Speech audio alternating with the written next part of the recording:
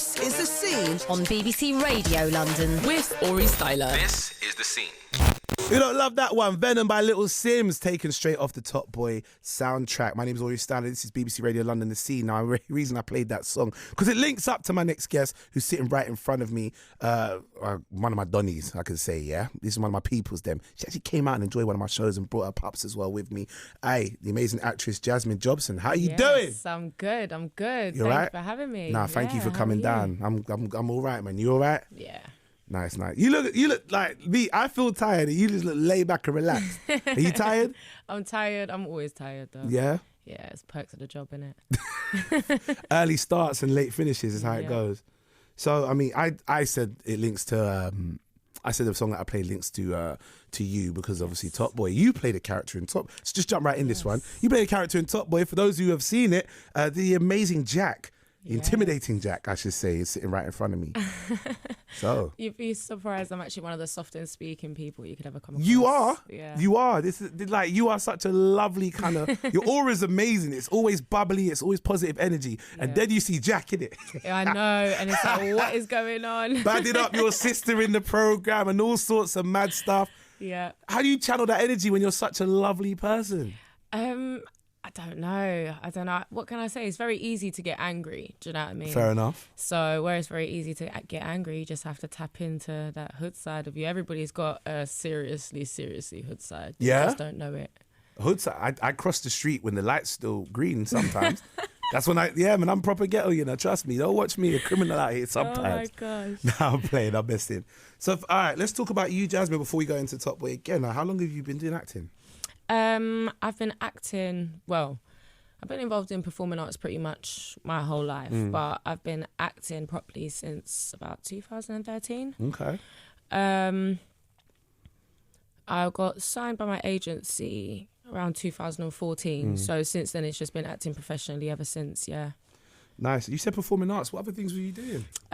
Obviously, I've been singing since I was a little girl. Little Baba, okay. Yeah, started off Mary Poppins, Bedknobs and Broomsticks, all the kind of Walt Disney stuff.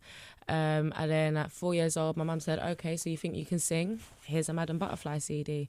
And I was up in the bath at 6 o'clock in the morning doing opera, so you can never test my limits. Serious? Yeah.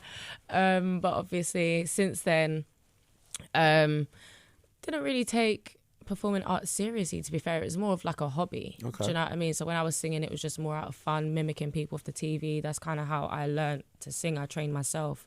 I never went to like singing lessons or anything like that. Obviously been acting and stuff since I was little. Was getting the highest grades, funny enough, in drama in my secondary school. Oh, nice. But for some reason I didn't take it as a GCSE. I chose design technology instead. Well, you said you saw it as more of a hobby, so I can kind of understand. Yeah. But yeah, it's been dancing, street dancing, all that kind of stuff. But acting is the thing that kind of took off, really. Well, it sounds like you had the performing arts bug in you anyway. Because you singing, dancing, acting. That's the triple combo that you see a lot of people do, especially when it's when you see someone who acts. You tend to see they always have a background which is either singing or dancing as well. So, I mean, it could go into like musical theatre. Exactly. Something you might want to do? Well, I actually did with the Big House Theatre Company. Oh, nice. Which is a charity-based company that work with care leavers and ex-prisoners.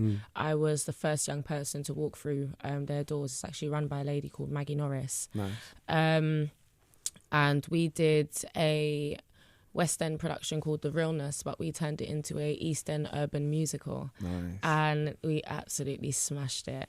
It was so much fun. Nice, well done. But yeah. You said, I mean, just talking about the Big House, you said that talent who have experiences in the care system. Is that also relative to you? Yeah. I put myself in foster care when I was 14 years old. Wow. It was my choice. I was troubled, to be fair, and like my behaviour, I wasn't helping myself nor making anybody else around me any better either. Do you know what I mean? Like family-wise, and if anything, I was like running around the wrong crowd. So the best thing for me really was to take myself out of that situation. Funnily enough, Westminster Social Services said that I was the worst behaved child in the whole borough. So when I put myself in foster care, they put me with who I would class as the best foster carer in the whole of Westminster. Her name's Valerie John. Sadly, she passed away in 2014. Okay. But she was pretty much one of the best things that happened to me with going into care. because she gave me structure.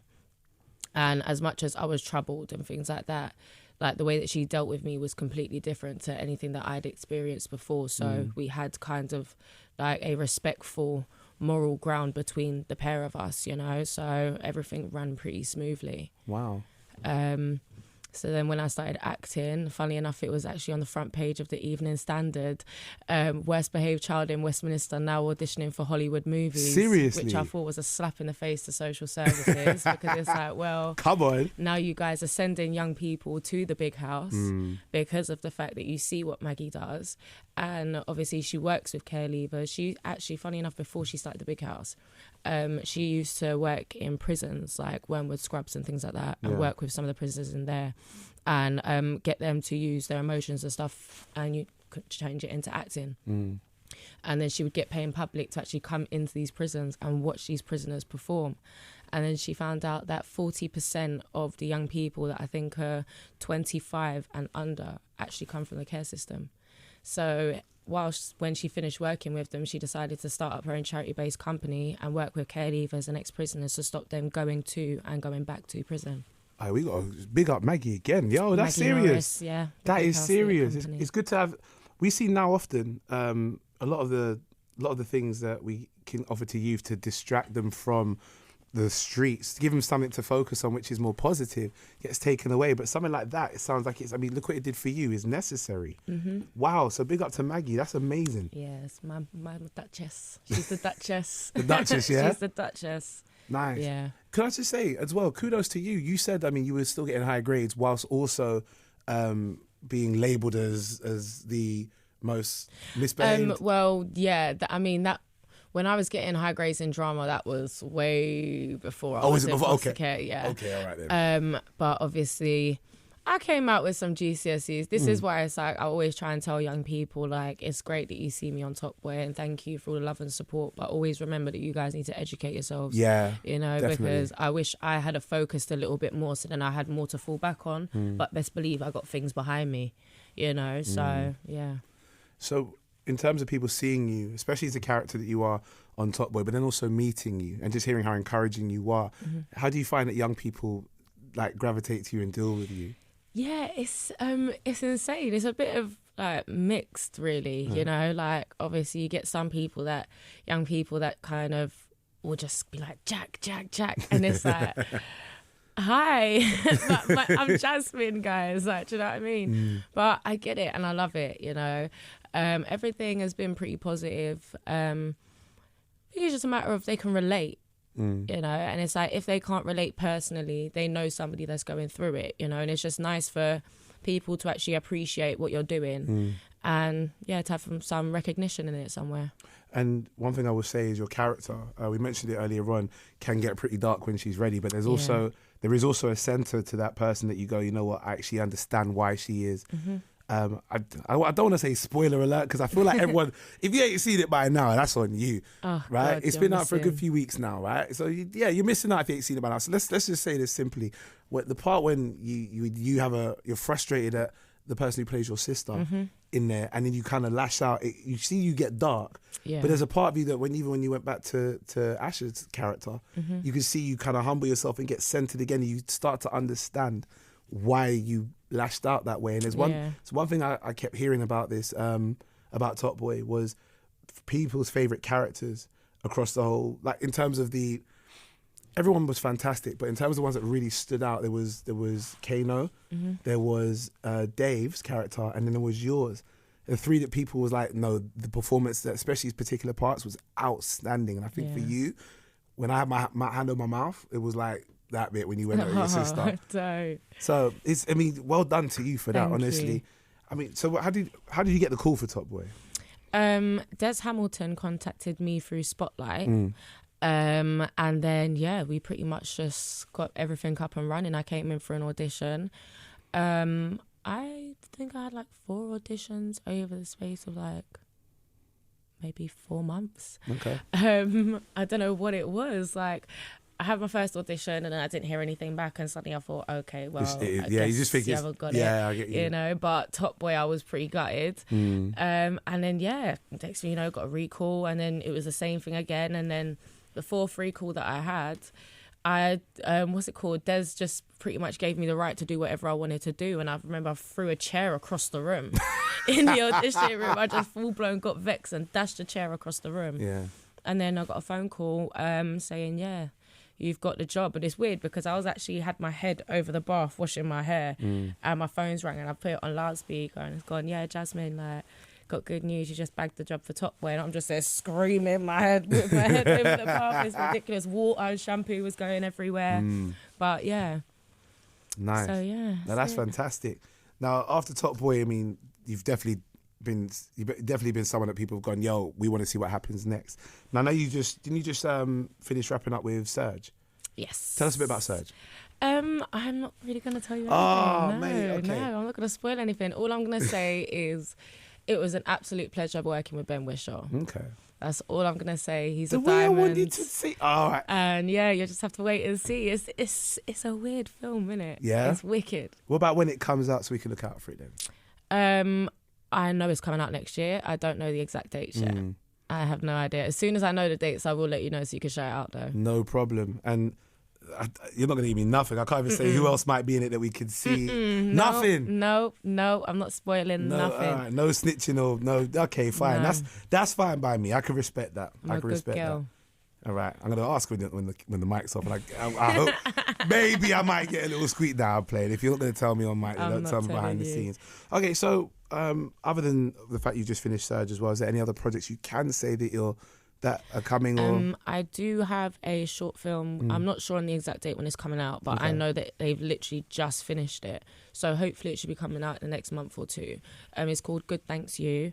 It's a short film, and it's also featuring Michael Ward as well from Top Boy. Yeah, it's different. It's different. Yeah. It's gonna touch a lot of people in different ways, and I hope it makes a lot of people think. okay, Yeah. nice. I can't, I really want, this is the thing, I'm looking at you know, I'm like trying to play poker with you. I'm looking like, all right, let me see if I can find a little question to I'm ask. not telling you. Now you're I'm too not good at telling this. you. You're too good at this. All right, well, another thing I'd like to know as well, the cast that you worked with when it came to Talk Back, I can see the relationships that you built, even down to the two young boys that played Michael Ward's characters, little brothers. I think you went to, was it one of their birthdays you went Hope's to? 18th birthday. Yeah, you could just see, it's like you lot became a family, Yeah, right? You still keep in touch with them? And, without a doubt. Yeah? Without a doubt. They're my little bros, they're my big bros, my sisters, my little sisters. Do you know what I mean? It's just that we all from different bloodlines. One thing I know with foster care is that you don't have to be blood to be family. So when you're working with people that are so knit tight and so lovely and you're all on the same page, there's nothing that's really going to come in between that. Do you know what I mean? You're all on the same level, so you're all winning. Nice. Ladies and gentlemen, right in front of me is the amazing Jasmine Jobson. What is your social media so people can follow you? Well, everything. Well, no, not everything, actually. Because I'm waiting for somebody to change their name on Twitter. You might have to go Jack on them. I might have to go Jack on them. And just say, yo, listen, hey, change it up. I'm telling you, shout out to the girl called Jasmine Jobson on Twitter. You need to change your name because I want my name. I can't be Jobson Jasmine, all right? Oh, you're the other way around on Twitter? Yeah, Jobson Jasmine on Twitter. But yeah, I'm Jasmine Jobson on Instagram. But also on Snapchat, it's jjobson17. And yeah, that's it. Just Snapchat, you know. That's when I know people start sliding in messages and say, you know what, I thought you was cute in the program, you know. Do you know what? The good thing about Snapchat is, and I'm so sorry, I feel so sorry. I don't even know if I want to say this. Go ahead. But with Snapchat, you can literally slide it along just by the slightest, just to see what they're saying and then bring it back. Oh, is so it? that way you don't actually open it. I don't even use Snap anymore. Is that what you could do now? Yeah. So so people feel like you're not you're reading their messages, but you're not really. Yeah, because you know what it is. Some of them, like, you really don't want to be responding to. Fair enough. Like, I'm not gonna lie. Some of them are a bit mad. You get people trying to send you aubergines and all that kind of stuff. Yeah, all them like, innuendos and stuff. No. Come on, I'm not about that life. Do you know what I mean? Like, I'm just little old Jasmine from West London, just trying to live my life. West. How you mean? Do my shit. Ooh. It's all right. My apologies. Ladies and gentlemen, we apologise for the language you just heard on the programme. I am so sorry. I got a potty mouth. No, it's all right. It's okay. We apologise for the language you heard in the programme. Together, That's you know? okay. That's all right. So Jasmine Jobson on Instagram, Jobson Jasmine on Twitter. Yes. And Snap was? J Jobson 17. And J Jobson 17. Ladies and gentlemen, Jasmine's in the building. You're not going away right away, are you? No. Chilling for a little bit? Yes. No problem. In a second, I'm going to get my next guest in the building. Let's play some Roy Davis Jr. and Peven Everett. Gabriel.